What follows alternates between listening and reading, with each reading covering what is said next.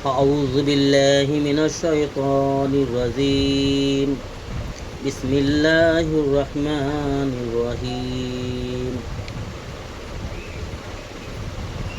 শোনো, মনোযোগ সহকারে দিন ইসলামের কথাকে শ্রবণ করা আল্লাহর আদেশ রয়েছে।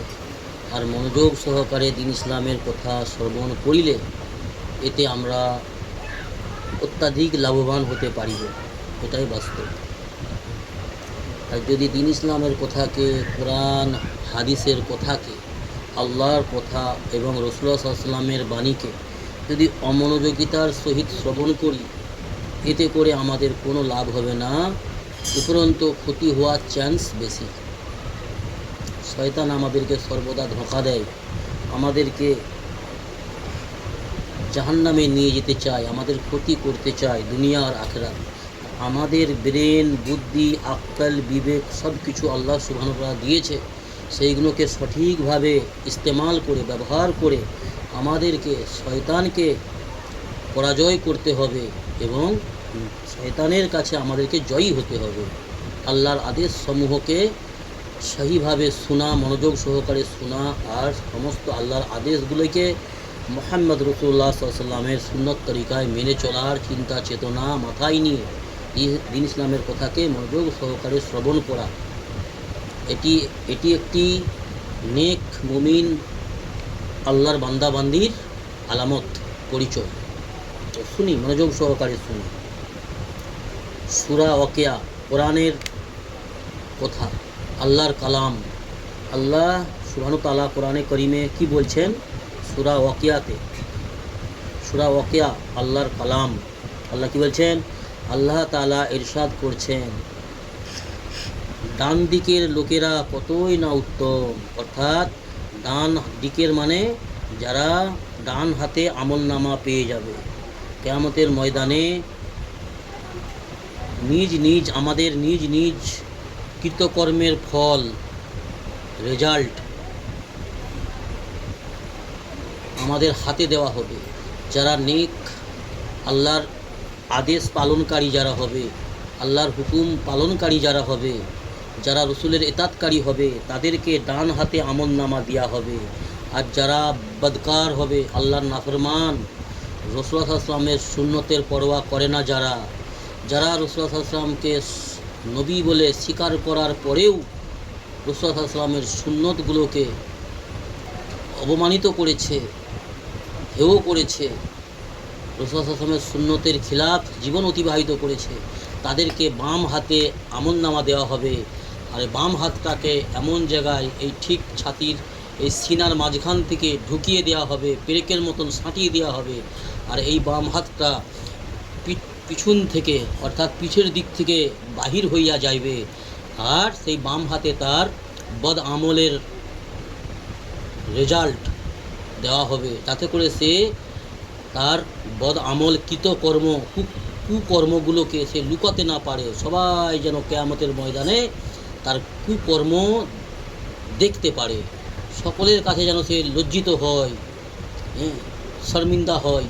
সেই জন্য সবাইকে দেখানোর জন্য আল্লাহ পাক বাম হাতকে এই জায়গা থেকে ব্রেকের মতন সাঁটিয়ে দেবে। আর এই জায়গাটা পুরো এখান থেকে নিয়ে এই জায়গাটা পুরোটা পিছন থেকে বার হয়ে যাবে। আর বাম হাতে তার কুকর্মের ফল ধরিয়ে দেওয়া হবে।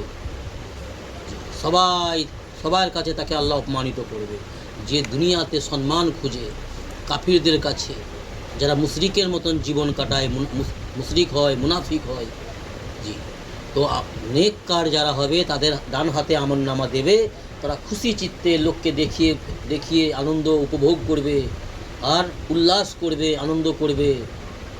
তো ডান হাতওয়ালারা, আল্লাহ সুবহানাহু ওয়া তাআলা বলছেন সূরা ওয়াকিয়াতে, ডান হাতওয়ালারা কতই না উত্তম।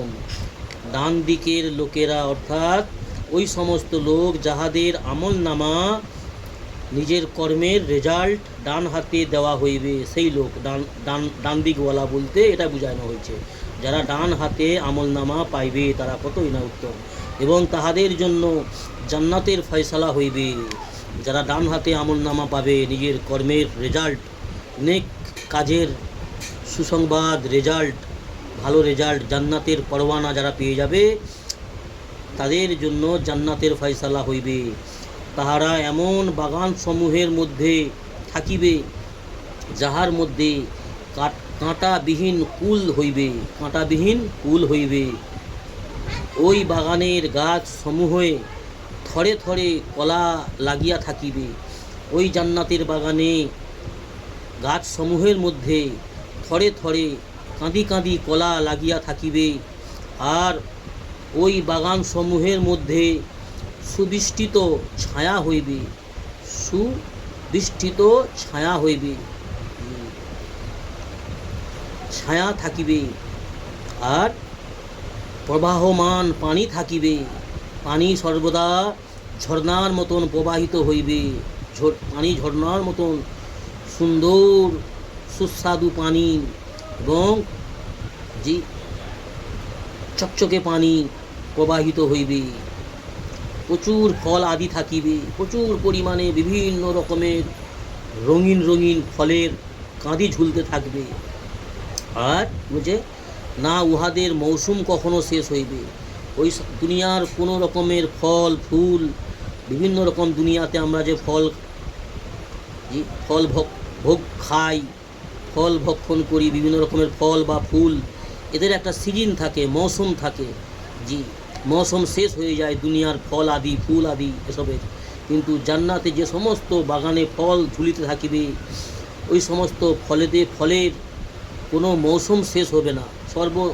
সর্বক্ষণে এনি টাইম সে সমস্ত ফল বাগানে ঝুলিয়া থাকিবে।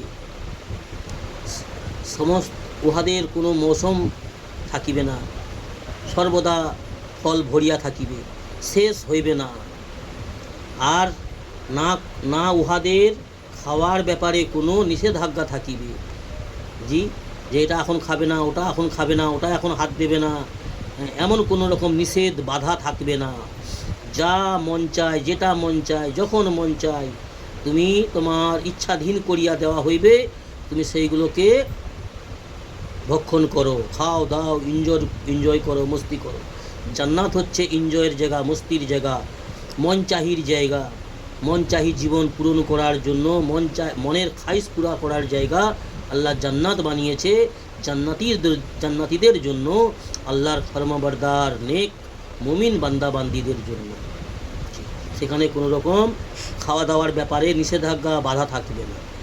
আর ওই সকল বাগানে উঁচু উঁচু বিছানা থাকিবে জান্নাতীদের জন্য, উঁচু উঁচু বিছানা, নরম নরম আরামের বিছানা আল্লাহ বিছাইয়া দেবেন জান্নাতীদের জন্য।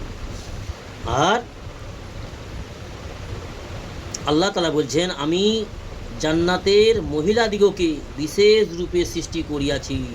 আল্লাহ সুবহানাহু ওয়া তাআলা বলছেন, আল্লাহ বলছেন আমি জান্নাতের মহিলাদেরকে, জান্নাতের হুরদেরকে, জান্নাতে যে সমস্ত নারীগণ হুর আল্লাহ বানিয়েছেন, নারী বানিয়েছেন, জান্নাতের পরী হুর, তাদেরকে বিশেষ রূপে আল্লাহ সৃষ্টি করিয়াছেন। তাহারা চিরকুমারী হইবে, তাহারা চিরকুমারী থাকিবে, কখনো তাদের বয়স বেড়ে যাবে না, তাদের মধ্যে কোনো ঘাটতি আসবে না, কমি আসবে না। পৃথিবীর যত রূপসী সুন্দরী নারী হোক না কেন, যতই সাজসজ্জিত করুক না কেন, সাজসজ্জিত একদিন নষ্ট হয়ে যাবে, জওয়ানি নষ্ট হবে, কুৎসিরি হবে, রূপ রং চেঞ্জ হয়ে যাবে। চেহারার মধ্যে একটা কুঁকড়ানো ভাব এসে যায় দুনিয়ার নারীদের। যতই রূপসী, যতই সুন্দরী, যতই মালদার ঘরের নারী হোক না কেন, যতই যাই হোক না কেন, দুনিয়ার সমস্ত বস্তুর ক্ষয় রয়েছে, জাওয়াল রয়েছে। কিন্তু জান্নাতে যে সমস্ত আল্লাহ নারী সৃষ্টি করে রেখেছেন জান্নাতীদের জন্য, যে সমস্ত জান্নাতে মহিলাদেরকে আল্লাহ বিশেষ রূপে সৃষ্টি করিয়াছেন, তাহারা চিরকুঁয়ারি থাকিবে, চিরকুঁয়ারি, সর্বদা 16 বছরের বয়সেই থাকিবে। তাদের কোনো রকম কোনো বিষয়ে তাদের ঘাটতি আসবে না। তারপরে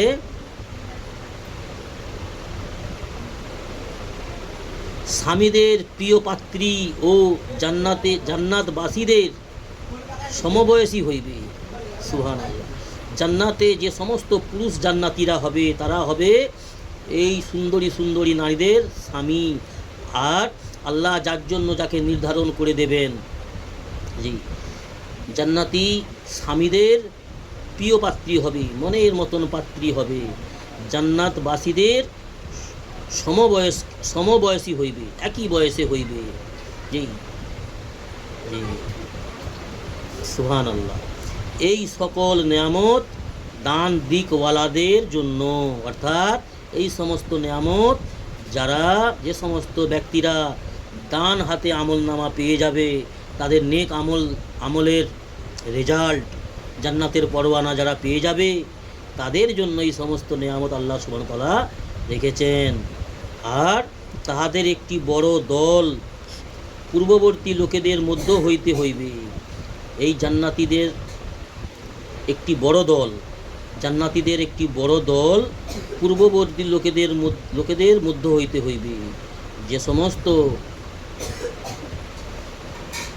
পূর্ববর্তী যারা সাহাবা কেরাম, যারা তাবেঈন, যারা নবী রসুলগণ, জি, তাদের মধ্য হইতে হইবে। আর একটি বড় দল পরবর্তী লোকেদের মধ্যে হইতেও হইবে। আরেকটি বড় দল পরবর্তী, অর্থাৎ যারা কিয়ামতের আগের দিকে আসবে, অর্থাৎ আমাদের দিকে ইঙ্গিত করেছে, উম্মতে মুহাম্মাদির দিকে ইশারা করেছে। অর্থাৎ যে সমস্ত ব্যক্তি আজকের দিনে উম্মতে মুহাম্মাদি, যারা যে সমস্ত উম্মতে মুহাম্মাদি নবীওয়ালা কাজ করবে, নিজ নিজ দায়িত্ব পালন করবে, আল্লাহর আদেশকে রাসূল সাল্লাল্লাহু আলাইহি ওয়াসাল্লামের সুন্নত তরিকায় পালন করবে, সাদা সিধা ভোলা ভাটকা লোকেদেরকে যারা আল্লাহর পথে আহ্বান করবে, দ্বীনের পথে আহ্বান করবে, সেই সমস্ত ব্যক্তিদের জন্য আল্লাহ রাব্বুল আলামিন এই সমস্ত নেয়ামত আল্লাহ তৈয়ার করে রেখেছে। আল্লাহ যা কিছু আমাদের কাছে বলেছেন এই কোরআনের মাধ্যমে, রাসূল সাল্লাল্লাহু আলাইহি ওয়াসাল্লাম যা কিছু বলেছেন হাদিসের মাধ্যমে, তার থেকেও আল্লাহ অনেক বেশি দেবেন। কিন্তু আল্লাহ সুবহানাহু ওয়া তাআলা ওয়াদা ভঙ্গ করবেন না, যা বলেছেন এর থেকে কম দেবেন না, এর থেকে অনেক বেশি দেবেন, অবশ্যই দেবেন। এই হাদিসের অর্থ ফায়দা কি বলছেন? পূর্ববর্তী লোকেদের বলিতে পূর্ববর্তী উম্মতের লোকেরা এবং পরবর্তী লোকেদের বলিতে এটা বোঝানো হয়েছে এই উম্মতদের বোঝানো হইয়াছে। জি, পূর্ববর্তী লোকেদের বড় একটি দল হইবে বলা হয়েছে।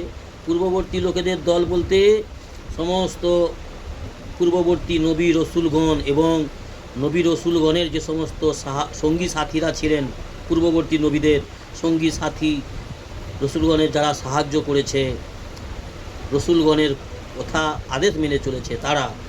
আর পরবর্তী লোক বলিতে বোঝানো হয়েছে উম্মতে মুহাম্মাদির যে সমস্ত যে সমস্ত উম্মতে মুহাম্মাদিরা আল্লাহর আদেশকে যথারীতিভাবে মেনে চলেছে, রাসূল সাল্লাল্লাহু আলাইহি ওয়াসাল্লামের সুন্নত তরিকায় জীবন অতিবাহিত করেছে বেশি এবং অন্যদেরকে সাদা সিধা ভোলা ভাটকা মানুষকে অন্যায়ের পথ থেকে বিরত রেখেছেন এবং নিজেও নেক কাজ করেছেন, আল্লাহর পথে চলেছেন, দ্বীনের পথে চলেছেন এবং অন্যদেরকেও দ্বীনের পথে, ইসলামের পথে, রাসূলুল্লাহ সাল্লাল্লাহু আলাইহি ওয়াসাল্লামের সুন্নতের পথে আহ্বান করেছে, সেই সমস্ত ব্যক্তিদের বোঝানো হয়েছে। আল্লাহ আমাদের সেই বুঝ দান করুন, আল্লাহুম্মা আমিন।